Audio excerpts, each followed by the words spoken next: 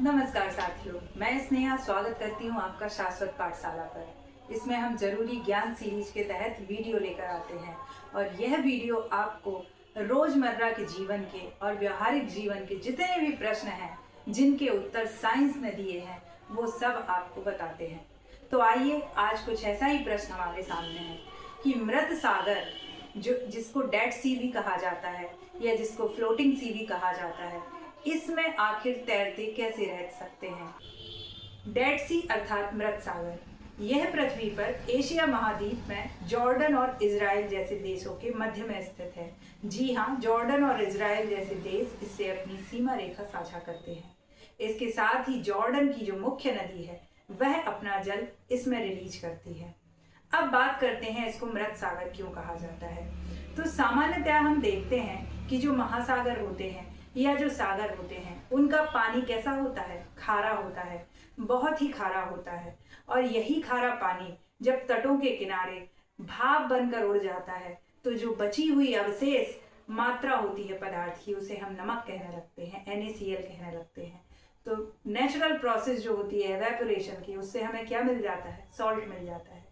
लेकिन जो मृत सागर है, जो डेड सी है, वो नॉर्मली जो भी महासागर हैं या जो भी समुद्र हैं उनसे नॉर्मली 10 गुना ज्यादा क्या है, सलाइन नेचर का है, सॉल्टी नेचर का है, 10 गुना ज्यादा खारा है।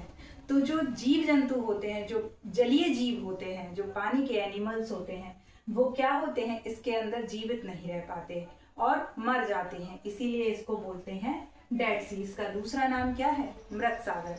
अब बात आती है कि इस पर आखिर तैरते कैसे रहते हैं। तो इसके लिए आपको फिजिक्स की तरफ लौटना पड़ेगा। आर्किमिडीज के सिद्धांत के अनुसार कोई भी वस्तु पानी में उतना ही विस्थापन बनाती है या उतना ही वाटर को डिस्प्लेस करती है, उतने ही पानी को हटाती है जितना उसका भार होता है। भार यानी कि W, जिसको हम M और G बोलते हैं। M यहाँ वस्तु का मास है, उस ऑब्जेक्ट का, उस बॉडी का मास है, और G है ग्रेविटेशनल एक्सेलरेशन। डेड सी में नॉर्मली क्या है, सलाइन नेचर है। डेड सी का कैसा है, सलाइन नेचर है,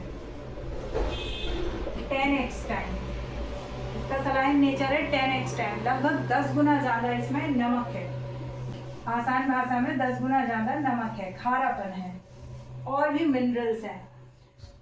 तो इसका जो पानी है, इसका जो पानी है वो कैसा है, डेंस है। डेंस का मतलब हुआ इसकी जो घनत्व है वो काफी ज्यादा है। डेंसिटी का फॉर्मूला क्या होता है, डेंसिटी का फॉर्मूला होता है मास अपॉन वॉल्यूम। अब इसका मास और वॉल्यूम का रेशियो कैसा है, बहुत ज्यादा है। अब इस पानी में क्या है, NaCl के पार्टिकल्स घुले हुए हैं और NaCl के आयन क्या है, घुले हुए हैं।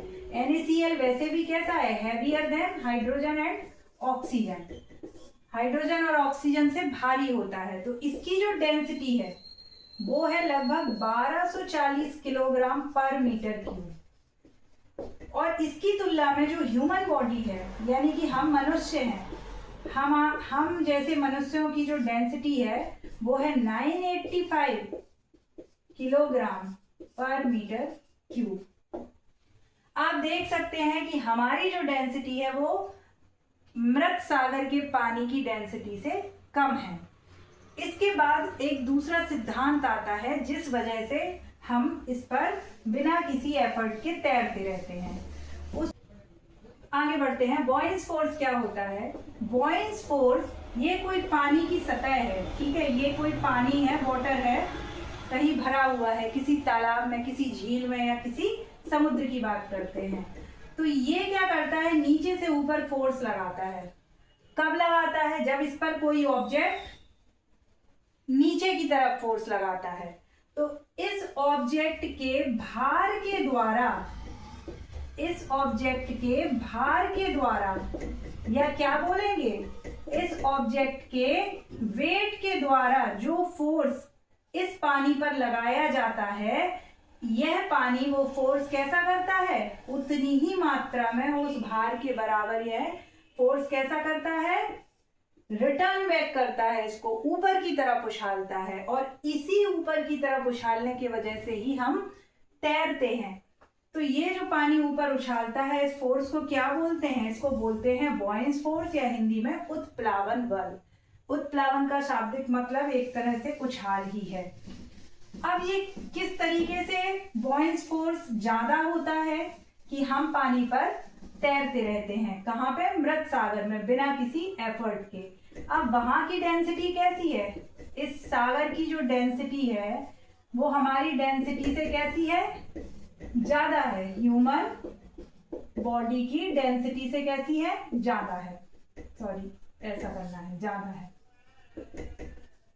हम जो फोर्स लगाते हैं उसकी तुलना में जो डेंसर सी है, मतलब हमसे ज्यादा जिसका घनत्व है, तो घनत्व के साथ उत्प्लावन बल की मात्रा कैसी है? बढ़ती है, समानुपाती होती है। यदि घनत्व ज्यादा है तो उत्प्लावन बल कैसा लगेगा? ज्यादा लगेगा। तो जो ज्यादा घनत्व की वस्तुएं होती हैं वो उन पर कैसा फोर्स लगेगा? कम लगेगा। इसलिए वो अक्सर कैसी होती हैं? डूब जाती हैं।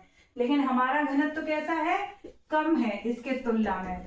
तो यहाँ पर क्या हो रहा है?